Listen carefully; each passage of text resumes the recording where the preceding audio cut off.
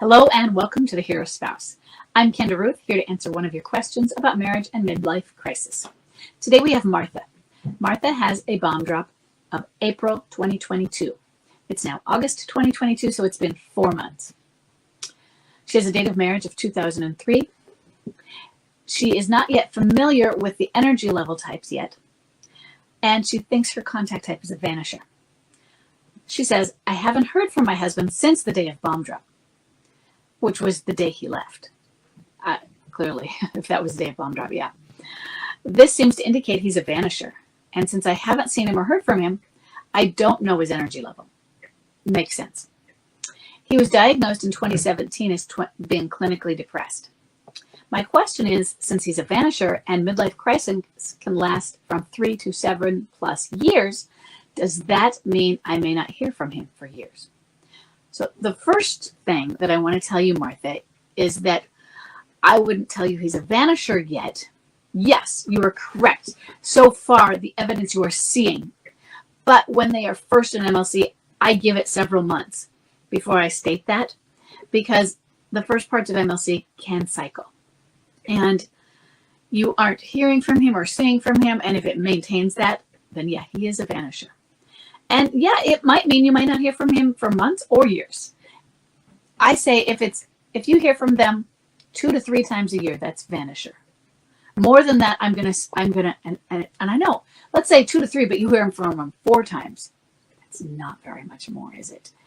Then we're looking a little bit more at off and on. So there's not a lot of difference in that you can see. We don't know what he's going to do because the first little bits of MLC, the first year, can be so much change in them. So here's what I want you to do.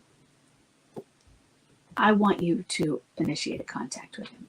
If you are strong enough, if you feel you can do it, if you can find out where he is, that sort of thing. But I want you to look up Smart Contact at Marriage Helpers, and I want you to follow what they advise. So you can look it up. They actually have a course on Smart Contact as well. And you can look it up on their podcasts. They have, in the podcast history, I think there's a few, somewhere even an hour-long podcast about Smart Contact. And you can go on YouTube and look up more. But I want you to follow it. It's about being neutral. So you're not contacting him to pressure and say, where are you? Why have you done this? You may have heard that stay away, don't contact, it's good, because you don't want to push them, you don't want to have relationship talks, all of those things. The problem with that is, how are you ever going to reconcile if you never have contact? Now, you're early in, so there hasn't been a mistake with not doing that. You're giving him space, and that's good. But you also need to just put out a feeler to see if he responds back or not. Don't expect that he will. Don't expect that he won't.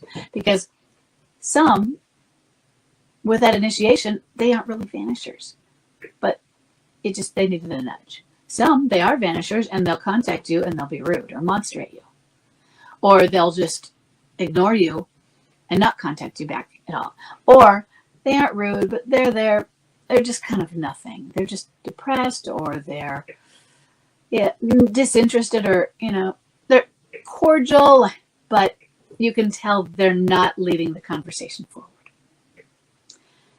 I want you to get that information. And then sometimes we have people who are not Vanishers, but they just don't initiate the contact. And if you don't initiate and they don't initiate, it feels that way. But some of them are perfectly willing to call you back and respond. But you don't know if you don't put that out there. So I want you to take your time. So in other words, I don't want you calling him tomorrow. I want you to study and read about Smart Contact. Work on what you would say. And it needs to be neutral. Hi, I just wanted to check in and see that you're okay. I'm so sorry. I was a little worried about you. Or, I just got our tax information. If you could find a business reason to contact him, do that. Or I just needed the forwarding address from you so that I can send your stuff. Anything like that. So be careful of asking questions, but that's a question that is a business question. And see where it goes from there. And remember, it might not go anywhere. You might get your answer. Okay? I hope this was helpful, and I will see everybody in the next question.